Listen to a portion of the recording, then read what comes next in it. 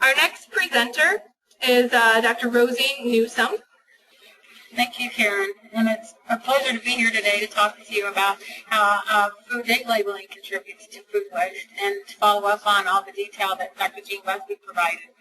For those of you who may not be especially familiar with IFT, we're a nonprofit scientific society. We have some 18,000 members worldwide who are working either in academia, government, or industry in more than 100 countries. IFT brings together food scientists and technologists and other people involved in other disciplines where we come together to connect and learn and solve problems as you'll hear a little bit more about it in a moment. We are celebrating our 75th anniversary, and since our founding, we are committed to advancing the science of food.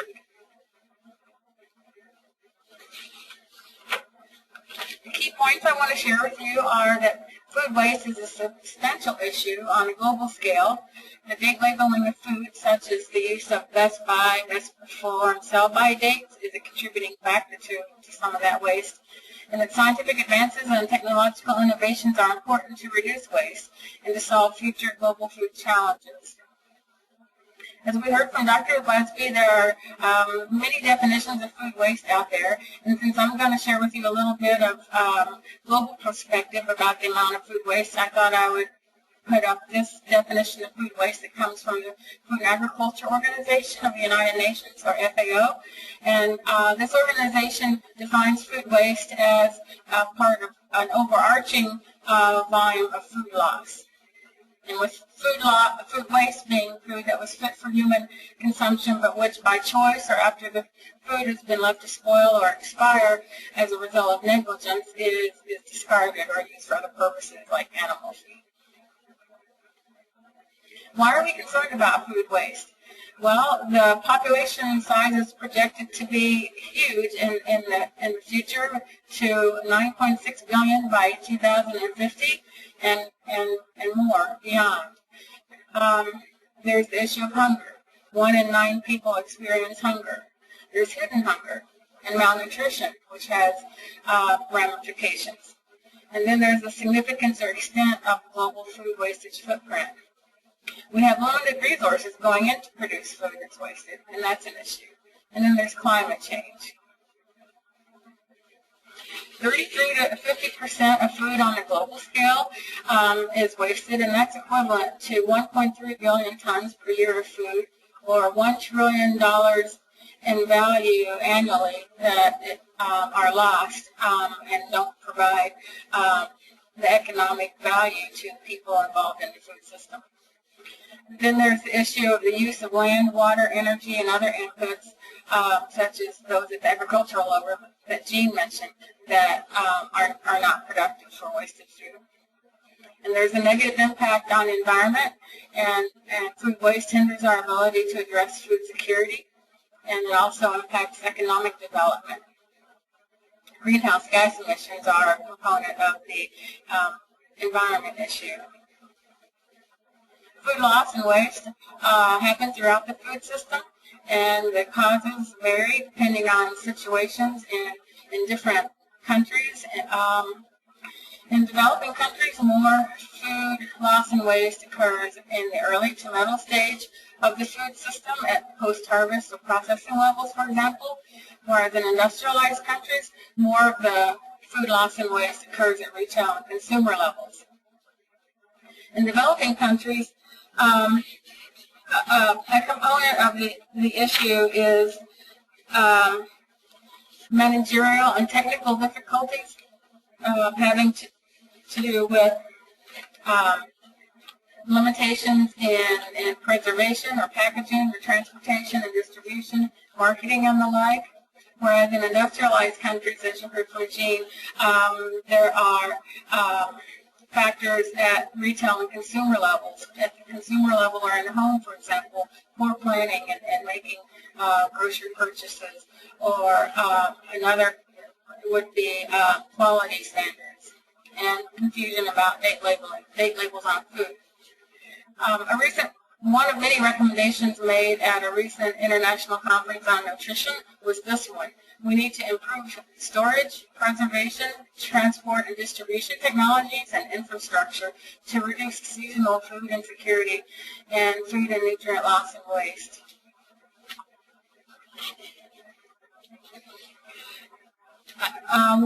One main activity that connected me with this issue, which is becoming increasingly visible, was this article that a number of co-authors and I put together.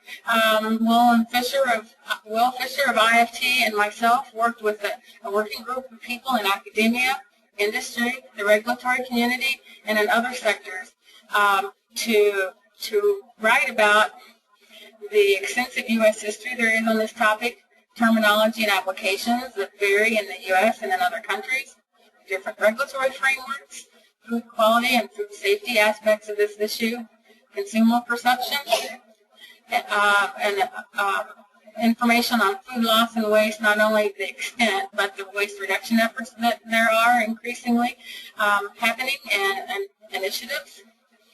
We talk about date labeling challenges and advantages of technological innovations.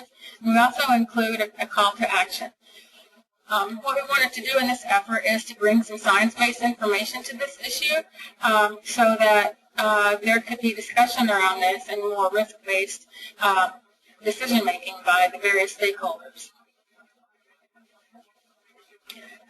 A key part of the issue of food date labeling is the inconsistent use and application of terms. There's open and closed date labeling. Date labeling is the use of terms such as end dates, such as sell by, use by, best by, where it's closed. Date labeling is the use of letters, symbols, or numbers to, for example, manage stock at retail or for recall and traceability purposes. There is limited federal requirement in the U.S. for food date labeling. A key requirement is the use of use-by dates on infant formula for nutrient content and quality purposes. And there's variation amongst the states. Although there is a model available for states to use, there is a tremendous variation. The regulatory frameworks that there are may address health and nutrition, or quality, or safety, or a combination of these areas. And this leads to stakeholder misunderstanding and confusion. And to give you an example of that, let's look at this graph on the left-hand, or bar chart on the left-hand side of the page that conveys data that is from the Food Marketing Institute and its grocery shopper trends over a number of years. In their survey, consumers report in their food safety efforts to address food safety in the home that some percentage is shown on the left, some discard food past its sell-by date, and some discard food past its use-by date, which is for sell-by dates, that's not an intended action from that information, and it's not necessarily a case for a use-by date, particularly if it's quality related. Let's look on the right-hand side of this chart, and we see that some consumers, percentages are shown on the left, perceive as health risk with food after its sell-by date, or perceive a risk with food after its use-by date. Some of the challenges that we talked about are that food banks have some difficulty in addressing or determining whether to accept food at food banks that's close to code, which means food that's approaching its use-by or consume-by date, and that consumers, if the food is accepted, consumers may see that information and be concerned about it. Also, there's substantial cost at wholesale and retail to check dates and re-rotate products. And this issue causes or uses limited regulatory and inspection resources for checking dates at retail. And there could be fines or even criminal prosecution in some situations for not complying with the dates. There are a number of technological innovations. We address developments in this area related to intelligent and smart packaging is the use of barcodes and radio frequency identification systems. There are also time and temperature integrators that can be used with packaging to identify and track time, temperature over time, and indicate, for example, if a product is outside of the appropriate temperature range. There are a number of advantages to these packaging indicators, which monitoring temperature is a key one. Also, they can provide, depending on the nature of the device, real-time data feedback about quality, safety, and shelf life. They can improve inventory management. They can enhance traceability, and the HACCP food safety management system has an analysis and critical control point. They can allow a change in distribution and logistics management from first in, first out concept to at least shelf life left, first out. And through these, with increase in efficiency in the food system at various locations, these innovations can lead to reducing food waste. Now I'd like to show you this video, which has the concepts.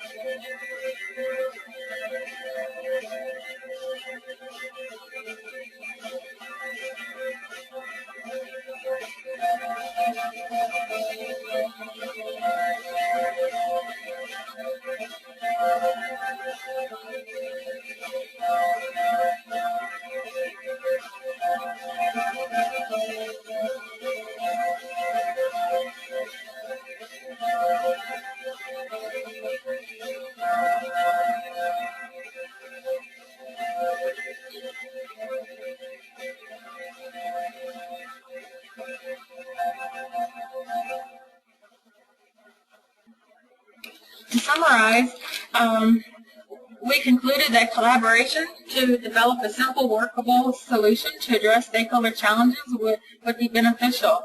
Our call to action included the call that food industry should align to develop a more consistent or single best practices system that takes into consideration on-package storage instructions. Also, we indicated that regulatory agencies should revisit the emphasis placed on food date labeling at retail, and where appropriate, shift resource allocation that's more aligned with risk.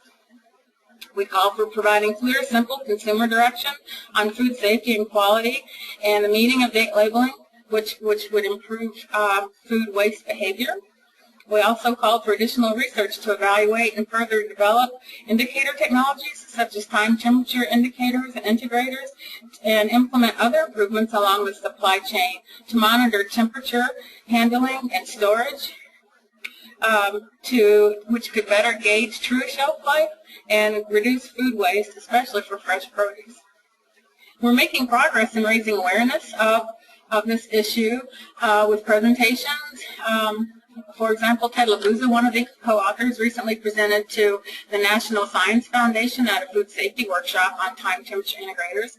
And Mitzi Baum is involved in the Conference for Food Protection, which is setting up a subcommittee, which she will be leading to look at date labeling and bringing this topic into their food recovery guidelines. Now for a little bit about Future Food 2050. In recognition and celebration of our 75th anniversary, we initiated this program last year. It's a multi-year project that is involving speaking with food scientists and other people involved in developing solutions to the challenge of feeding the growing population into the future. We're interviewing these people, and this will lead to the having a documentary in the near future.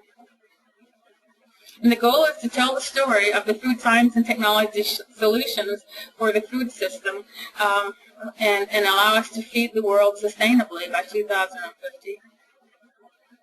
Here's a little more information on the documentary.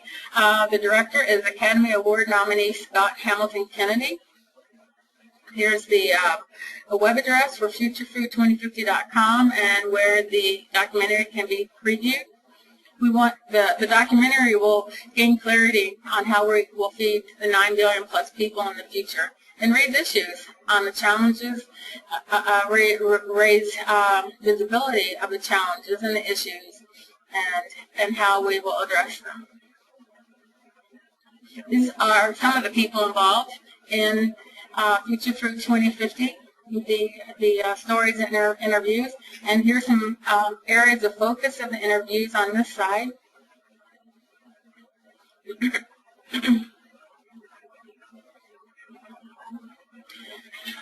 This website, futurefood2050.com, has featured food waste and interviewed several people, including IFT past president and dean of agriculture at Kansas State University and director of research there. This feature talked with him about the Feed the Future Innovation Lab that he's involved with, and which also involves AID, Agency for International Development. And the lab is looking into how to address post-harvest losses in developing countries, and will be taking an expanded interdisciplinary approach. And the lab is also looking into innovations, which are described over here on the right, which some of which involve home appliances and changes in refrigeration and how to manage contents within a refrigerator.